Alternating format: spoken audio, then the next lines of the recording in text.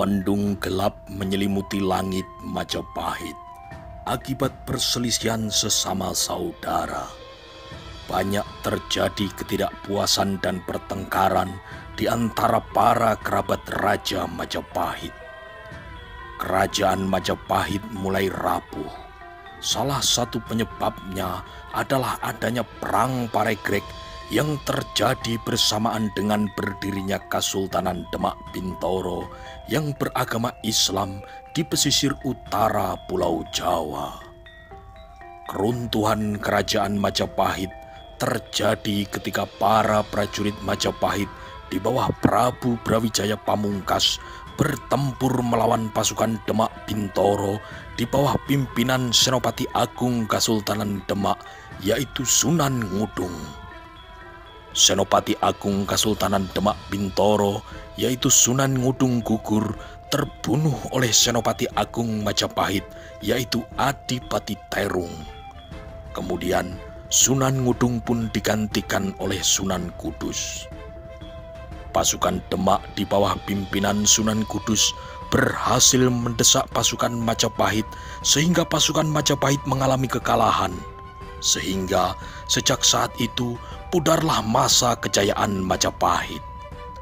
Keluarga kerajaan tercerai-berai dan terpaksa meninggalkan istana. Raja Majapahit, yaitu Prabu Brawijaya Pamungkas, melarikan diri menuju ke arah Gunung Lawu dan terpaksa berpisah dengan sebagian keluarga kerajaan lainnya.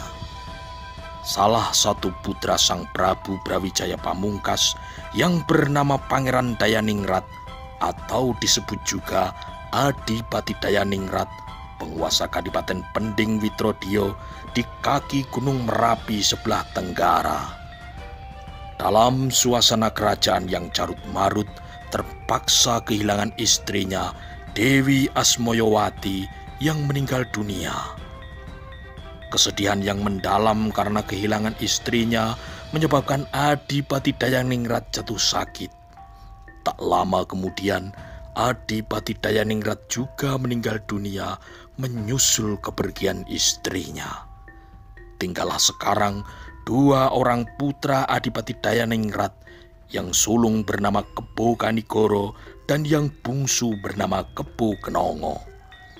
Umur keduanya hanya terpaut beberapa warsa saja. Waktu demi waktu telah berlalu. Kebo Kanigoro lebih sering tidak berada di Pengging dan menyerahkan urusan wilayah Pengging kepada Ki Kebo Kenongo. Kebo Kenongo memeluk agama Islam dan kemudian disebut juga Ki Ageng Pengging.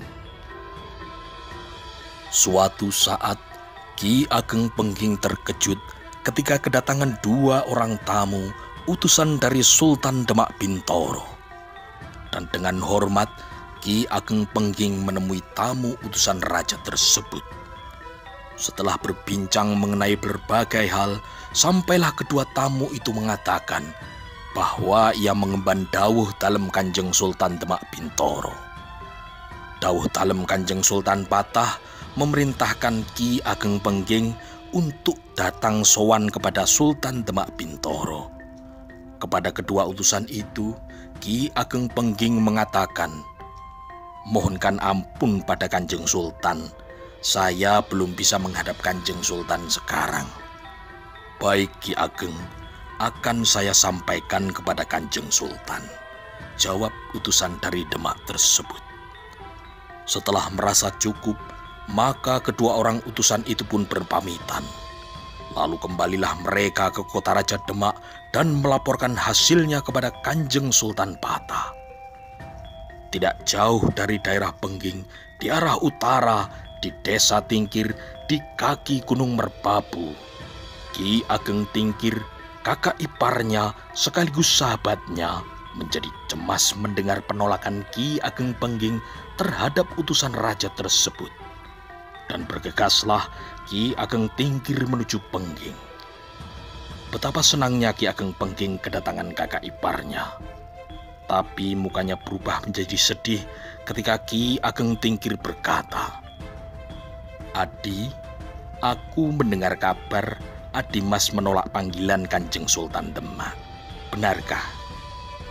Iya Kakang, itu benar. Saya memang menolaknya. Tidak ada gunanya saya menghadap Sultan Demak. Saya hanyalah seorang dari desa.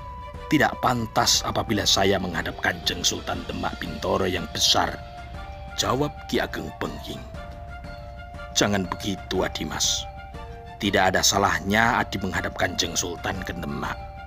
Sultan Demak bukan orang lain lagi bagi Adi. Adimas adalah putra Adipati Dayaningrat, cucu Sang Prabu Brawijaya Pamungkas. Sultan Bintoro sendiri adalah kakak dari ibumu, Dewi Asmoyowati, kata Ki Ageng Tingkir. Kakang, kenapa baru sekarang Kanjeng Sultan teringat akan saudaranya yang di desa? Adimas, menolak panggilan raja dapat diartikan memberontak terhadap kekuasaan Sultan. Lebih baik Adi menghadap Kanjeng Sultan. Biarlah Kakang nanti mengantar Adimas ke Demak, kata Ki Ageng Tingkir. Sudahlah Kakang, terima kasih. Tidak usah, biarlah aku untuk kali ini tidak menghadap Kanjeng Sultan. Demikianlah mereka berbincang sampai sore. Nyai Ageng Pengging saat itu dalam keadaan hamil dan sudah saatnya melahirkan. Malam itu, Ki Ageng Pengging telah memanggil dalang wayang beber untuk main di pendopo Pengging. Hari itu, hari Rebo Legi, 8 Jumati lahir, tahun Tal, musim kelima, di saat hampir fajar, lahirlah seorang bayi laki-laki, putra Ki Ageng Pengging.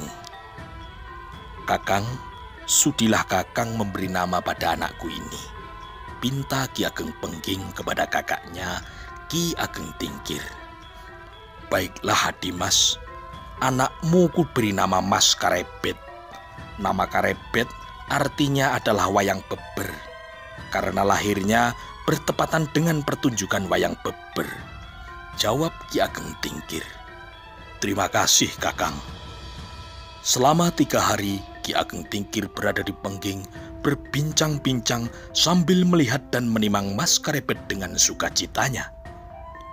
Dalam pada itu, 2 orang utusan Sultan Patah telah sampai di kota Raja Demak dan melaporkan hasilnya kepada Kanjeng Sultan Patah. Panggil Ki Ageng Wonolopo sekarang, kata Kanjeng Sultan Patah kepada seorang prajurit Wirotamtomo untuk memanggil penasihat kerajaan Ki Ageng Wonolopo. Dengan tergesa-gesa menghadaplah Ki Ageng Wonolopo di hadapan Kanjeng Sultan Demak Bintoro. Ki Ageng Wonolopo yang dulunya adalah Ki Patih Wonosalam telah mengundurkan diri sebagai patih dan berganti nama menjadi Ki Ageng Wonolopo. Dan sekarang ia telah diangkat menjadi penasihat kerajaan Demak. Kakang Wonolopo, tauh dalem Kanjeng Sultan. Kakang Wonolopo, ketahuilah, Ki Ageng Pengging saat ini tidak mau menghadap ke Demak. Itu bisa diartikan kalau ia membantah perintah raja. Dan itu berarti sudah bisa dianggap memberontak kepada raja. Dengan penuh perhatian, Ki Ageng Wonolopo mendengarkan kata-kata Kanjeng Sultan. Kakang Wonolopo, pergilah ke Pengging. Temuilah Ki Ageng Pengging, sampaikan pesanku, suruh dia datang menghadapku ke Demak. Sentiko dawuh Kanjeng Sultan.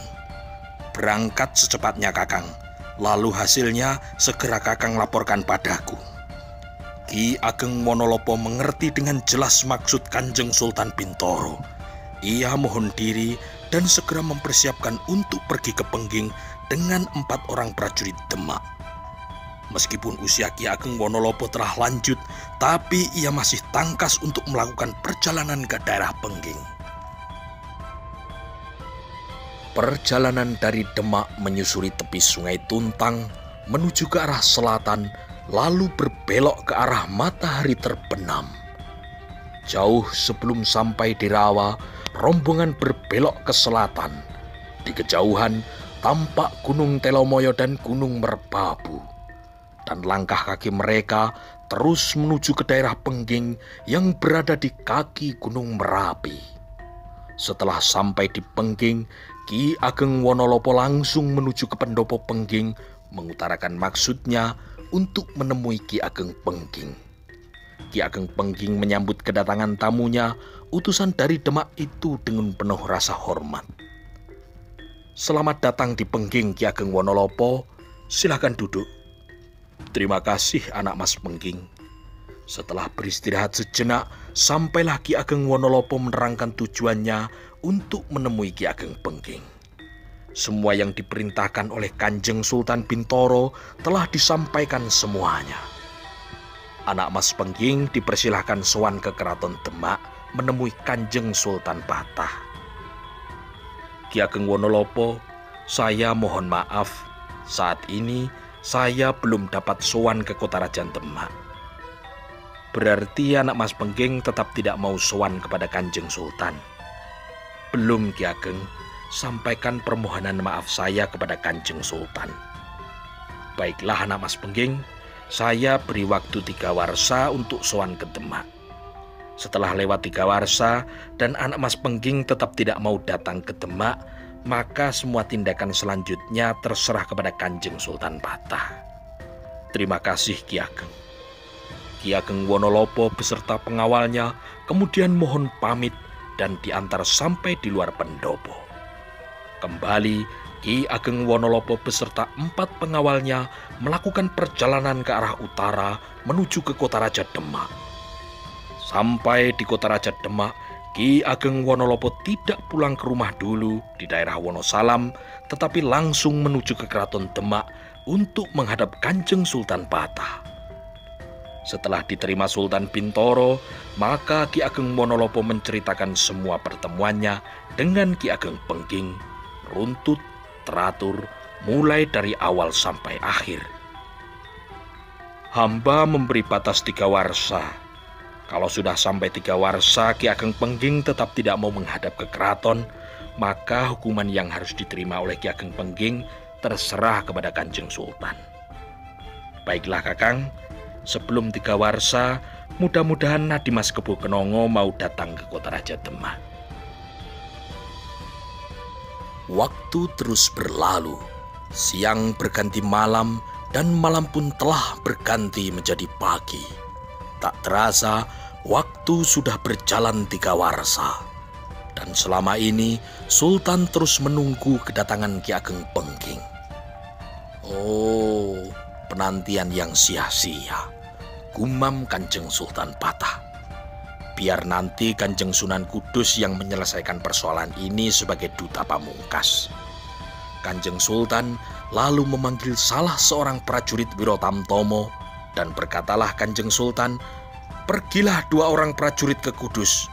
Panggil Kanjeng Sunan Kudus sekarang juga." Sendika dawuh Kanjeng Sultan. Bergegaslah prajurit itu mengambil kudanya, dan bersama seorang prajurit lainnya mereka memacu kudanya menuju Kudus. Persoalan Ki Ageng Pengging sudah merupakan tugas Kanjeng Sunan Kudus sebagai seorang senopati perang Kesultanan Demak, gumam Kanjeng Sultan Patah. Hari itu adalah hari Jumat Pon. Di suatu pagi hari yang cerah di daerah Pengging yang terletak di kaki Gunung Merapi, daerah yang subur, beberapa embun masih menempel di daun. Di dalam halaman rumah Ki Ageng Pengging, dengan memanggul cangkul, Ki Ageng Pengging bersiap berangkat ke sawah. "Kenapa hari ini hatiku merasa tidak tenang?" berkata Ki Ageng Pengging dalam hatinya. Ketika kakinya mulai melangkah, hati Ki Ageng tercekat, hampir terloncat ketika mendengar pekikan lirih seekor burung gagak.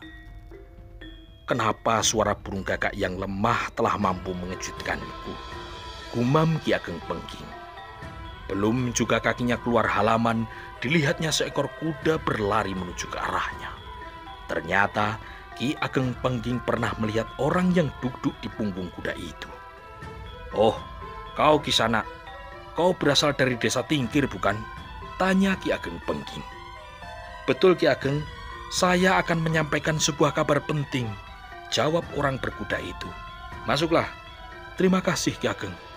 Keduanya lalu menuju pendopo dan utusan dari Tingkir itu pun duduk berhadapan dengan Ki Ageng Pengging. Saya hanya sebentar, Ki Ageng, hanya menyampaikan berita bahwa Ki Ageng Tingkir tadi malam telah meninggal dunia, kata utusan dari desa Tingkir. Betapa terkejutnya Ki Ageng Pengging mendengar berita itu.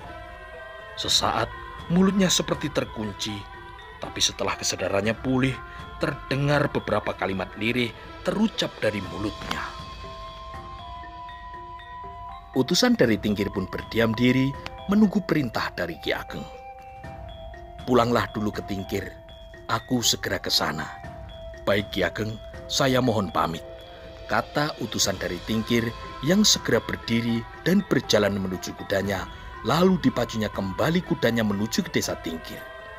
Dari pendopo, Ki Ageng Pengging segera mencari istrinya dan berkata, "Nyai, Ki Ageng Tingkir telah meninggal dunia. Aku akan pergi ke Tingkir sekarang." "Baik Ki Ageng," kata Nyai Ageng Pengging. Ki Ageng Pengging segera menyiapkan kudanya dan dipacunya cepat menuju ke desa Tingkir. Mendung menyelimuti desa Tingkir. Kedatangan Ki Ageng Pengging ke Tingkir disambut dengan linangan air mata Nyai Ageng Tingkir. "Adi, kakangmu telah mendahului pergi," kata Nyai Ageng Tingkir. Ki Ageng Pengging tidak mampu berkata apapun. Dirinya merasa kehilangan atas kematian Ki Ageng Tingkir.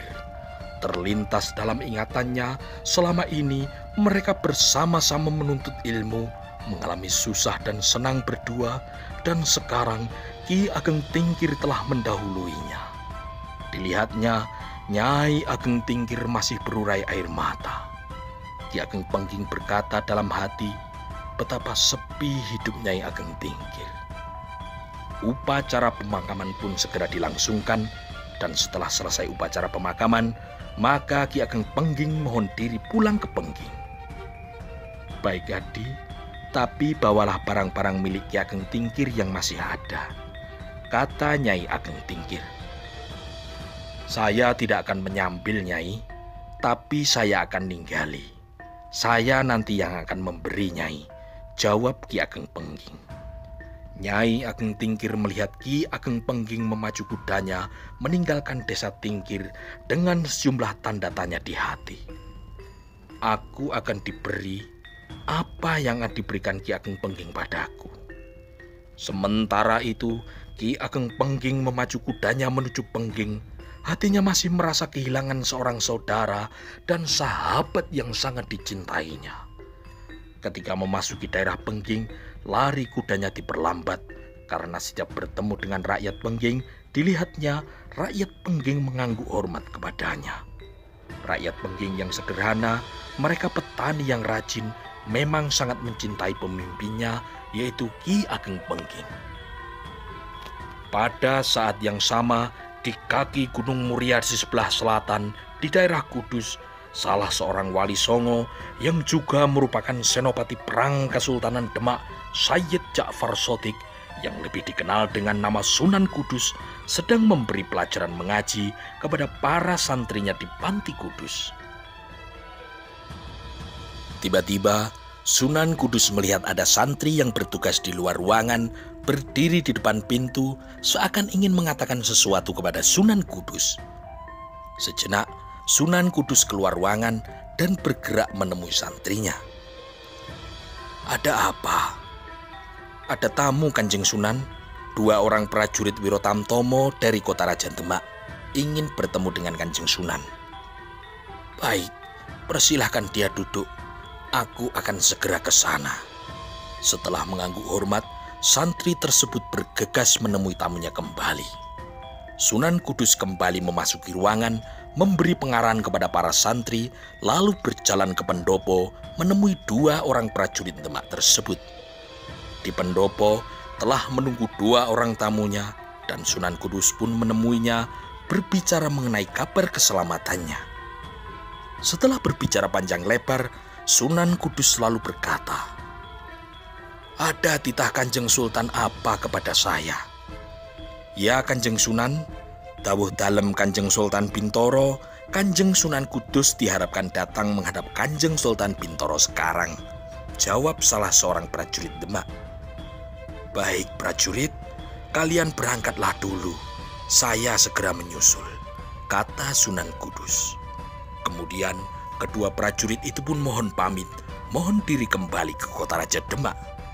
Setelah itu, Sunan Kudus memerintahkan kepada 2 orang santrinya untuk mempersiapkan 3 ekor kuda dan mengikutinya pergi menghadap Sultan Demak Bintoro. Berangkatlah Sunan Kudus disertai 2 orang santrinya menuju arah matahari terbenam ke arah barat menuju ke kota Raja Demak. Menjelang matahari terbenam, 3 ekor kuda memasuki kota Raja Demak dan langsung menuju ke bangunan besar yaitu Keraton Demak Bintoro. Sultan Patah yang memang telah menunggunya langsung mempersilahkan Sunan Kudus untuk masuk ke dalam. Sedangkan kedua santrinya menunggu di pendopo. Kanjeng Sunan, persoalan Ki Kebo Kenongo di Pengging memerlukan penyelesaian segera. Waktu yang diberikan oleh Kakang Wonolopo telah genap 3 warsa dan ternyata Ki Ageng Pengging tetap tidak mau datang menghadap ke Demak. Bagaimana menurut pendapat Kanjeng Sunan? Sendika dawuh Kanjeng Sultan, memang tidak bisa dibiarkan berlarut-larut. Ki Ageng Pengging jelas mbalelo, tidak mengindahkan titah rajanya untuk datang menghadap ke Keraton Demak. Jawab Sunan Kudus. Baiklah kalau begitu, Kanjeng Sunan Kudus sebagai seorang senopati perang Kesultanan Demak agar supaya berangkat ke Pengging sebagai duta pamungkas untuk menyelesaikan persoalan Pengging. Perintah Kanjeng Sultan Patah. Sendika dawuh Kanjeng Sultan, kata Sunan Kudus. Baiklah Kanjeng Sunan, apakah Kanjeng Sunan perlu membawa prajurit? Tidak perlu Kanjeng Sultan, cukup dengan beberapa orang santri Kudus saja. Setelah itu, Sunan Kudus segera mohon pamit dan berangkat menuju ke timur kembali ke Kudus. Setelah sampai di Kudus, Sunan Kudus memerintahkan kepada 7 orang santrinya untuk ikut berangkat ke Pengging. Kita berangkat besok pagi. Esoknya, 8 orang terlihat keluar dari panti Kudus, berjalan menuju ke arah selatan. Mereka berjalan lurus, menyusuri sungai, dan menuju ke arah rawa. Sunan Kudus menyuruh salah seorang santrinya untuk membawa sebuah bungkusan yang di dalamnya terdapat sebuah bende pusaka Sunan Kudus yang suaranya ngetapi-tapi, yaitu Kiai Simo. Kita berjalan ke arah selatan, menyusuri Kali Serang, menuju ke arah kaki Gunung Merbabu. Setelah itu, kita menuju ke arah Gunung Merapi, kata Sunan Kudus. Sunan Kudus yang mengemban tugas dari Kanjeng Sultan Demak Bintoro mengajak 7 orang santrinya berjalan cepat menerobos hutan yang tidak begitu lebat menuju ke daerah Pengging di kaki Gunung Merapi. Selain seorang santrinya membawa sebuah bende pusaka Kiai Sima, beberapa orang santri yang lain telah membawa beberapa ontong jagung muda dan ketela pohon sebagai bekal perjalanan mereka. Meskipun mereka juga sudah terbiasa makan beberapa buah yang mereka jumpai di hutan. Jauh sebelum mencapai kaki Bukit Telomoyo, Sunan Kudus berbelok ke arah selatan dan sampailah rombongan itu di tepi Sungai Cemoro. Kemudian mereka pun bermalam di hutan itu. Tepat pada waktu tengah malam, Sunan Kudus mengambil pusaka bende Kiai Simo yang dibawanya itu. Lalu ia memukul bende itu dengan pelan, namun akibatnya sangat mengejutkan. Suara bende menggetarkan hati seperti suara harimau yang mengaum menggelegar, menggetarkan udara dingin di kaki Gunung Merbabu. Beberapa penduduk yang berada di sekitar Sungai Cemoro banyak yang tergetar hatinya mendengar sebuah auman seekor harimau yang garang.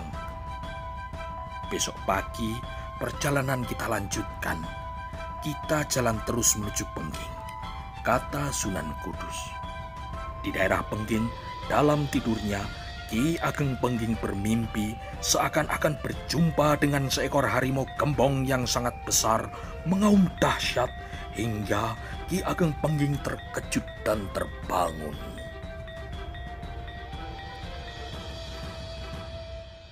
Oh, suara bende pusaka Kiai Simo milik Kanjeng Sunan Kudus.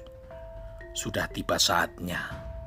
Hari ini waktu sudah genap 3 warsa, waktu yang diberikan kepadaku untuk menghadap Kanjeng Sultan di Demak. Matahari telah memancarkan sinarnya.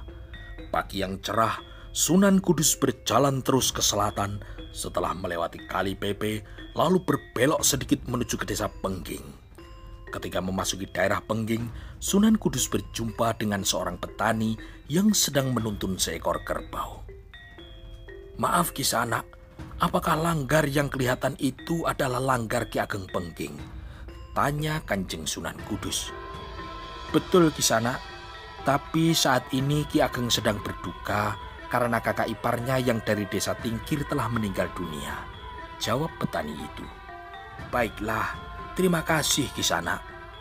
Rombongan Sunan Kudus terus berjalan menuju ke pendopo Pengging. Ketika dilihatnya seorang wanita di dalam halaman rumah, Sunan Kudus berkata, "Nyai, tolong panggilkan Ki Ageng Pengging.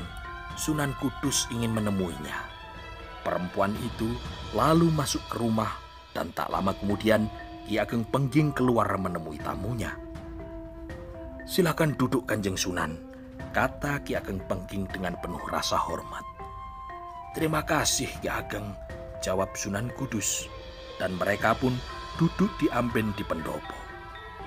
Setelah menanyakan kabar keselamatan masing-masing, berkatalah Sunan Kudus, "Ki Ageng, dawuh dalam Kanjeng Sultan Demak Bintoro, sekarang juga Ki Ageng harus memilih di luar atau di dalam, memilih di atas atau di bawah." Agak lama Ki Ageng berdiam diri mencerna pertanyaan Sunan Kudus, dan akhirnya dengan tenang pertanyaan Sunan Kudus dijawabnya. "Kanjeng Sunan Kudus, luar dan dalam adalah milikku, atas dan bawah adalah juga milikku. Karena itu saya memilih keduanya. Ki Ageng, dawuh dalam Kanjeng Sultan kepada saya untuk menjadi seorang duta pamungkas, diberi Purbawaseso penuh untuk menyelesaikan masalah Pengging," kata Sunan Kudus. "Baiklah Kanjeng Sunan, saya tetap dalam pendirian saya memilih keduanya," jawab Ki Ageng Pengging. Jawaban Ki Ageng berarti Ki Ageng Pengging tetap tidak mau menghadap kepada Kanjeng Sultan. "Belum Kanjeng Sunan. Ki Ageng, apa boleh buat? Saya hanya sebagai orang yang melaksanakan perintah raja." "Lalu apa yang Kanjeng Sunan kehendaki?" "Kematian Ki Ageng Pengging."